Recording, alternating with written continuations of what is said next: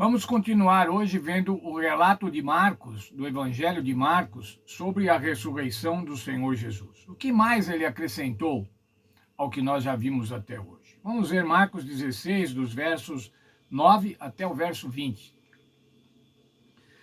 Verso 9, vou ler. Havendo ele ressuscitado de manhã cedo, no primeiro dia da semana, apareceu primeiro a Maria Madalena, de quem havia expelido 7 demônios. E partindo, ela foi anunciá-lo àqueles que, tendo sido companheiros de Jesus, se achavam tristes e choravam.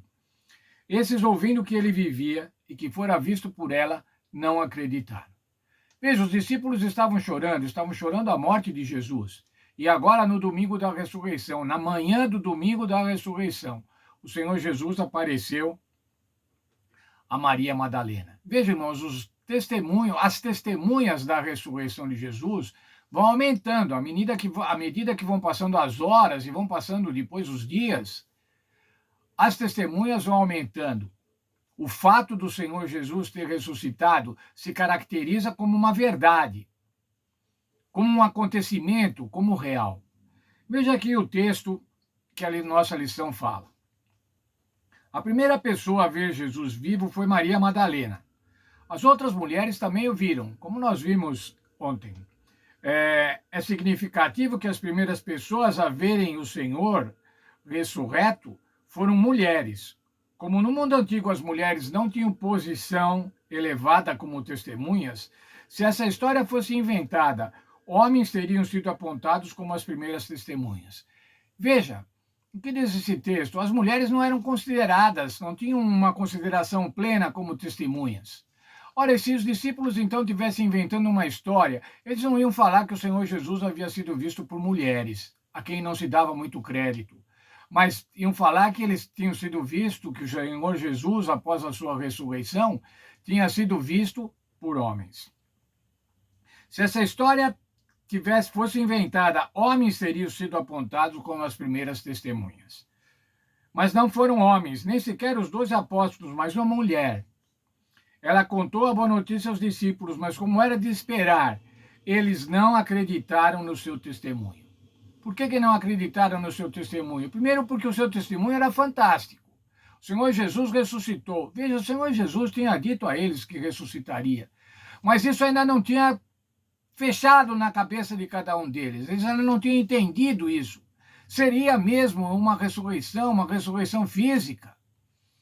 E eles não acreditavam. E não acreditavam também porque quem estava contando era uma mulher. E que não era digna de crédito, assim como as mulheres naquela época.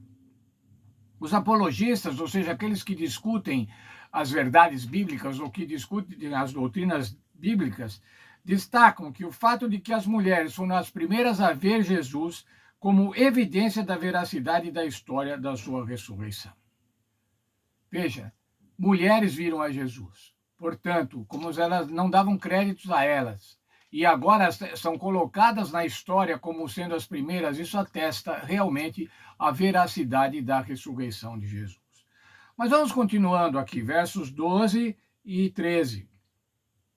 Depois disso, manifestou-se em outra forma a 2 deles que estavam de caminho no campo. Os discípulos no caminho de Emaús.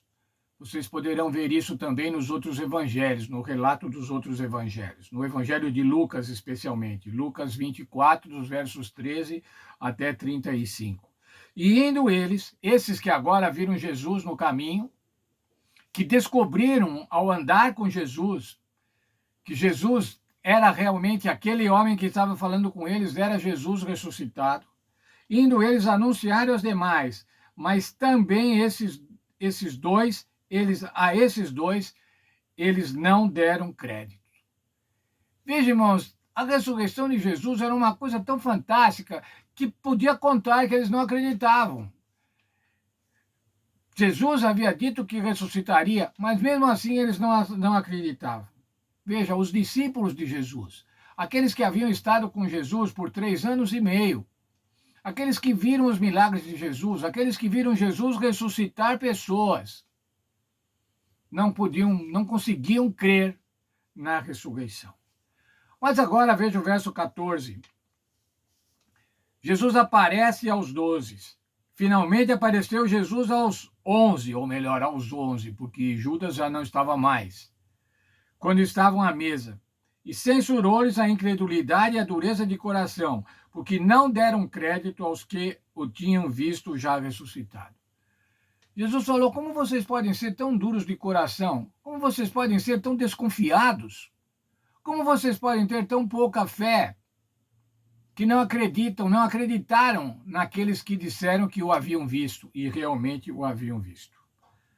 Essa é uma outra evidência, irmãos, da história da veracidade da ressurreição do Senhor Jesus Cristo. Os discípulos não inventariam uma história que os denegrisse, uma história que mostrasse a incredulidade deles, que mostrasse a dureza de coração. Os discípulos não escreveriam uma história mostrando que o Senhor Jesus, após a sua ressurreição, deu uma reprimenda a eles. Como que vocês podem ser tão duros de coração? Se os seguidores de Jesus tivessem inventado a história da ressurreição, por que teriam representado os discípulos dessa forma? Jesus os repreendeu por sua dureza do coração. Desde a prisão de Jesus até suas aparições após a ressurreição, os evangelhos retratam seus seguidores de maneira negativa, fugindo, negando, duvidando. Isso não faria sentido se a história fosse inventada. Se a história fosse inventada pelos discípulos, eles não iam falar que Pedro havia negado. Eles não iam falar que após o Senhor Jesus ser crucificado, todos foram embora.